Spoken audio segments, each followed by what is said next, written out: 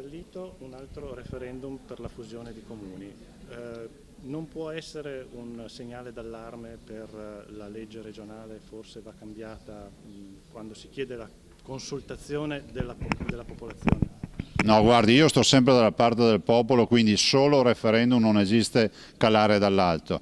Dall'altro i sindaci hanno fatto il loro dovere, hanno posto la questione ai loro cittadini e poi il popolo è sempre sovrano. Alcune comunità decidono per il sì, altre per il no. Funziona così.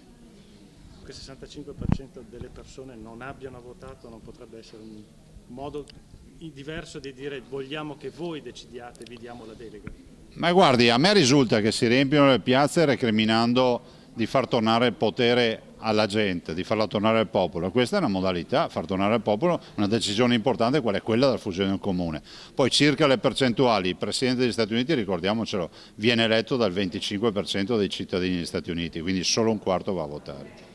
L'obbligo di legge di acquistare determinati farmaci piuttosto che altri equivalenti vi è già costato parecchi milioni, voi l'avevate detto in tempi non sospetti e adesso siete pronti anche a chiedere i danni.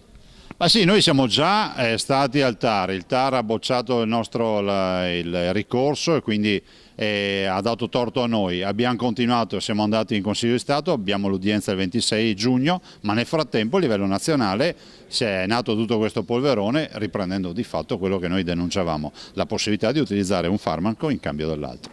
Serve un donatore di midollo, serve subito all'Esterna Speranza per un bambino, si può fare un appello. Sì, un bambino di 6 anni trevigiano e c'è la possibilità per tutti coloro che volessero diventare donatori dai 18 ai 37 anni, basta pesare più di 50 kg, è una semplice analisi del sangue, basta contattare il centro trasfusionale di Treviso del Cafoncello per fare l'analisi del sangue e vedere se il donatore è compatibile. Il governo, nella persona del sottosegretario Zanetti, ha detto che intende chiedere chiarimenti a Befera sulla vicenda dell'Osteria senza oste. Ma guardi, la mia esperienza di governo le dico, ci vogliono fatti. Ormai stanno passando le ore, i giorni, non è che ci si mette tanto a capire cosa è accaduto.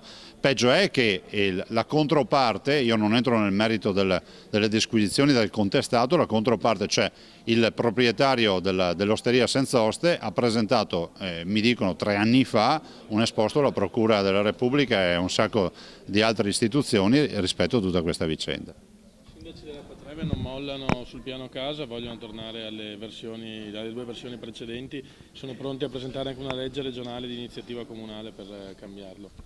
Ma guardi, io so che il piano casa fino a che non c'era questo non piaceva quello di prima, adesso che c'è questo piace quello di prima e noi ascoltiamo tutti, dopodiché, come si dice, ci ritiriamo per deliberare. Il spettacolo di ieri sera alla Camera. Penso che è tutto secondo copione, nel senso che quando si passa dai proclami ai fatti, quando si passa dalla protesta alla proposta, poi ne vengono fuori i fondamentali. Se ce li hai, se hai una maggioranza, se hai delle progettualità che possono diventare realtà, si va avanti, altrimenti si vedono queste scene, ma siamo solo all'inizio di quello che vedremo, visto considerato che alcune cose promesse e soprattutto questa compattezza tanto sbandierata non c'è.